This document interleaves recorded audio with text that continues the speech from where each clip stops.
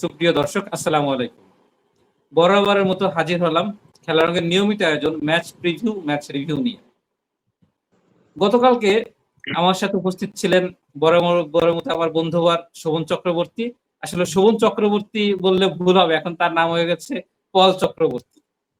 কারণ তিনি কালকে যে দুইটা প্রেডিকশন করেছেন একদম খাপে খাপ মিলে গেছে। আমরা ভাবতেই পারি নাই যে শোভনের এই প্রেডিকশন মিলবে। তিনি প্রথম প্রেডিকশন করেছিলেন যে কানাডা এবং বসনিয়া হার্জেগোভিনার ম্যাচ ড্র হবে এবং 1-1 গোলে ড্র হবে, সেটাই হয়েছে। পরবর্তী ম্যাচ ইউএসএ জিতে যাবে, কেউ ভাবে নাই যে লাতিন আমেরিকার দল প্যারাগুয়ের সাথে ইউএসএ জিতে যাবে, কিন্তু দিন শেষে তাই হয়েছে। ইউএসএ প্রতাপের সাথে 4-1 গোলে জিতে গেছে। তো শোভন, তোকে ওয়েলকাম। Thank you. না, আমি তো বর্তমান মানে আসলে মেক্সিকোর কানাডা বসনিয়া ম্যাচটায় অনেকেই কানাডার আগে রাখতেছিল স্বাগতিক হিসাবে, কিন্তু বসনিয়ার লাস্ট টাইম পারফরমেন্স আমরা জানি, তারা কিন্তু ইতালির পেছনে ফেলায় আসছে এবং তারা বেশ কিছু বড় দলকেই বিট করছে এই মোমেন্টে। সেই জন্য বসনিয়ার পর আমার একটা বিশ্বাস ছিল যে এই রাউন্ডে তারা চমকে দেবে। এবং ধর ইউরোপিয়ান দলগুলোর যে কথার আগের দিনও চেকিয়ার ক্ষেত্রেও বলতেছিলাম যে তাদের যারা একটু অপেক্ষাকৃত ছোট দল বলতে চাই না, দুর্বল দল, তারা তাদের দুইটা শক্তিমত্তার জায়গা থাকে, একটা হচ্ছে সেট পিস আর একটা হচ্ছে কাউন্টার অ্যাটাক।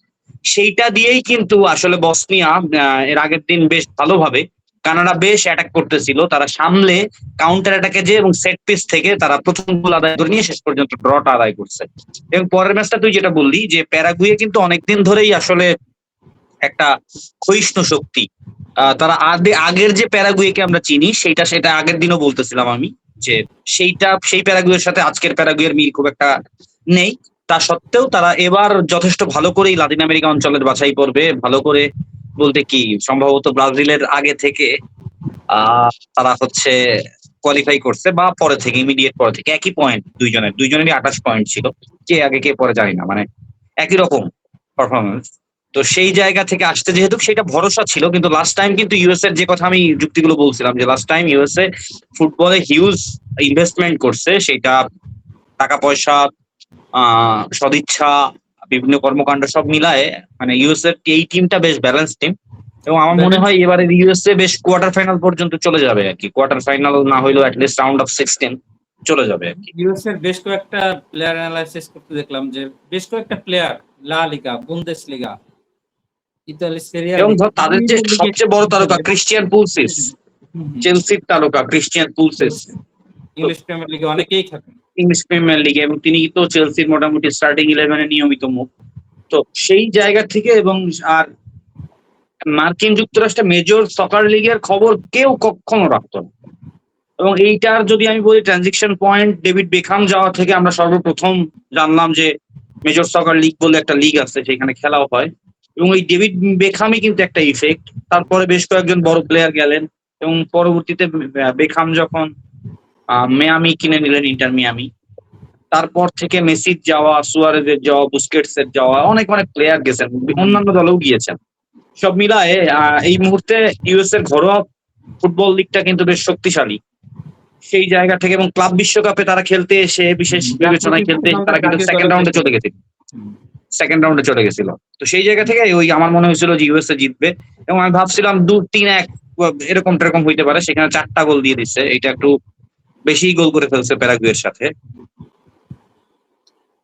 তো যাই হোক, এবার যদি আমরা দেখি, আমরা আজকের ম্যাচ হচ্ছে রাত 1টার সময় সুইজারল্যান্ড কাতার এবং 4টার সময় ব্রাজিল মরক্কো। প্রথমে আমরা এই দুই ম্যাচ নিয়ে যদি কথা বলি, বিশেষ করে ব্রাজিল আর মরক্কো নিয়ে যদি কথা বলতে চাই, এবং আমার প্রথম ম্যাচ হ্যাঁ ব্রাজিল এবং মরক্কো নিয়ে আমরা কথা বলবো মেইনলি, কিন্তু সুইজারল্যান্ড এবং যে কাতারের এই ম্যাচের আসলে ফলাফল কেমন হতে পারে, শক্তিমত্তার দিক দিয়ে কাকে আগায় রাখছিস তুই? এইখানে তো আমরা মোটামুটি পরিষ্কার ব্যবধানে সুইজারল্যান্ড আগায়। কাতার গতবার বিশ্বকাপ আয়োজনের মধ্য দিয়ে প্রথমবারের মতন বিশ্বকাপ খেলার সুযোগ পেয়েছিল সম্ভবত, তার আগে খেলছে কিনা আমার স্মরণে নেই। সেই জায়গা থেকে কাতার লাস্ট টাইমে এশিয়া মহাদেশের একটা পরাশক্তি হিসেবেই আবির্ভূত হয়েছে এবং যথেষ্ট ভালো ফুটবল তারা খেলতেছে, কাতার ক্লাব ফুটবলেও ইনভেস্ট করতেছে। কিন্তু আমার মনে হয় এইখানে পরিষ্কার ব্যবধানে সুইজারল্যান্ড ফেভারিট, এবং এইখানে আসলে সুইজারল্যান্ডই জিতবে বলে আমার মনে হয়। অঘটন তো ঘটতেই পারে, অঘটন না ঘটলে সুইজারল্যান্ড জিতবে, এবং সেইটা মাইট বি 2-0, 3-0, 3-1। এটা হচ্ছে প্রথম ম্যাচের ভবিষ্যৎবাণী। আর পরের ম্যাচটা যেটা ব্রাজিল মরক্কো, ব্রাজিল এই মরক্কো ম্যাচটার কথা নিয়ে বলার আগে আমি একটু বলবো, আমার প্রতিপক্ষ বন্ধু সম্ভবত, আমার প্রতিপক্ষ না, সে মানে ব্রাজিলের প্রতিপক্ষ। তো আমার মনে হয় ব্রাজিলকে টেক্কা দেওয়ার জন্য আজকে আর্জেন্টিনার জার্সি পরে আসছে, এরকম কোন উদ্দেশ্য আছে কিনা? না, এইরকম কোনো উদ্দেশ্য নাই আসলে, কিন্তু মরক্কোর মানে জার্সিতে তো আসলে সাদার কোনো ছোঁয়া নাই মনে হয়। এইটা তোর মাধ্যমে দর্শকদেরও বলতে চাই যে এই জার্সিতে বিশ্বকাপ চলাকালীন সময় বহুবার আমাকে দেখতে হবে। হ্যাঁ, দেখেন অনেকগুলো এই রকমের জার্সির কালেকশন আমাদের জমে জমে আছে।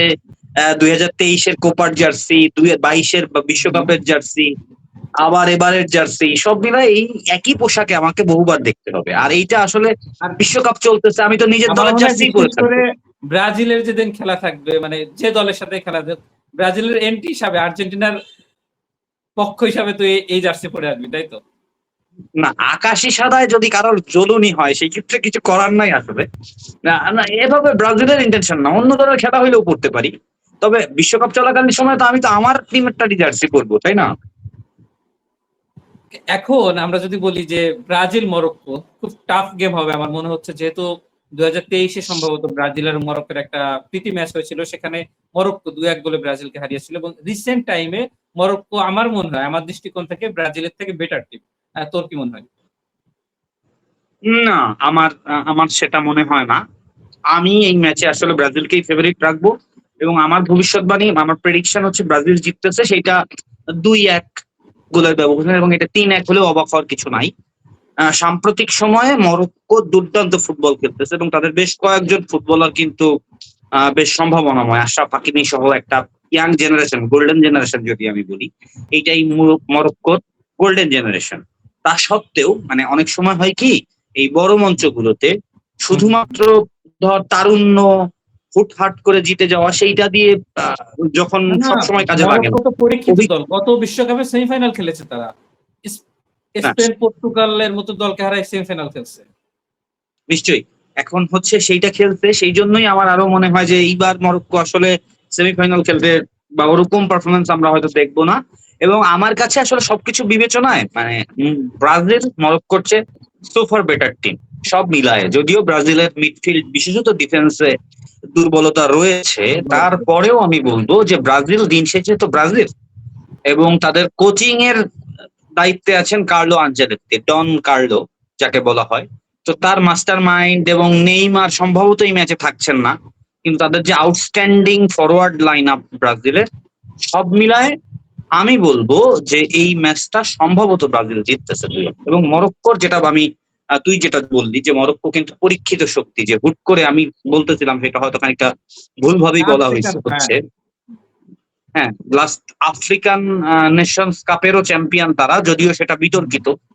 2-0 গোলে হারার পরেও তারা চ্যাম্পিয়ন, বা 1-0 গোলে হারার পরেও চ্যাম্পিয়ন।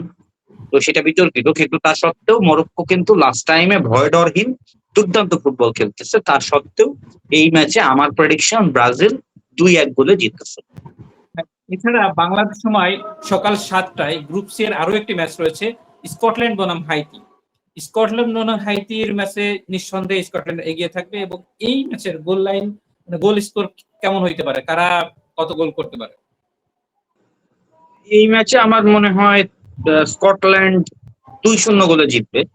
মানে স্কটল্যান্ড জিতবে। স্কোর লাইনটা প্রেডিকশনের ব্যাপারে তুই যেহেতু কল বললি শুরুতেই, সেহেতু মানে স্কোর লাইন আমি বলতেছি, কিন্তু score line might be change, কিন্তু স্কটল্যান্ড জিততেছে 2-0 আমার বলা।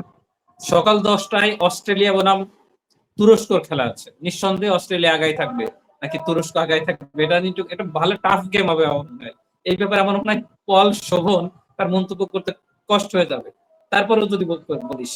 আমার মানে তুই যেটা বললি যে এইখানে আগায় কারা, সেইটা নিয়ে আসলে বিতর্ক হইতে পারে। কিন্তু আমার বিবেচনায় এই ম্যাচটা জিততে চলছে তুর্কি। তারাই ম্যাচটা জিতবে। ইট মাইট বি 2-1, 2-0 তুরস্ক জিতবে। অস্ট্রেলিয়া কিন্তু দারুণ ফর্মে, দারুণ খেলছে ফুটবলের, ক্রিকেটের সাথে সাথে ফুটবলটাও তারা দারুণ খেলছে। হ্যাঁ, লাস্ট টাইম দারুণ খেলছে, তারা এশিয়ার দল হিসেবে খেলতে গেছে। বিশ্বকাপে তাই যায় তারা ফুটবলের ক্ষেত্রে। By the এশিয়ার way, দল হিসেবে, টার্কি কি এশিয়ার না ইউরোপের? টার্কি ইউরোপের দল হিসেবে খেলতে আসে। আর টার্কি তো অস্ট্রেলিয়া যদিও ওশেনিয়ান মহাদেশে, কিন্তু অস্ট্রেলিয়া বিশ্বকাপে প্রতিনিধিত্ব করে এশিয়াতে। আগামীকাল, ওকে ধন্যবাদ। আগামীকাল রাত 11টায় জার্মানি এবং কুরাসাওয়ের ম্যাচ আছে। যেহেতু আমরা তার আগে হয়তো প্রোগ্রামে আসতে পারবো না, সেটার প্রেডিকশন যদি একটু করে দিতি। নিঃসন্দেহে জার্মানি এগিয়ে থাকবে। কত গোল দিতে পারে জার্মানি? জার্মানি তো এই ধরনের দলকে পাইলে হালি হালি গোল দেয়। আমার মনে হয় 5-0, 6-0 একটা বড় ব্যবধান দেখতে পারবো। এবং কুরাসাও যে বিশ্বকাপে খেলতে আসছে, এইটাই তাদের জন্য একটা রূপকথার মতন ব্যাপার।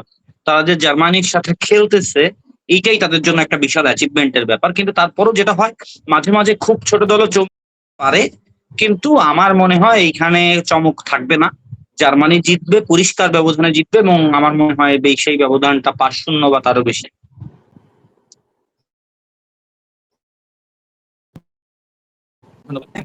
ব্রাজিল জিতছে, জিতছে স্কটল্যান্ড, জিতছে সুইজারল্যান্ড, জার্মানি, আর জার্মানি, তুরস্ক।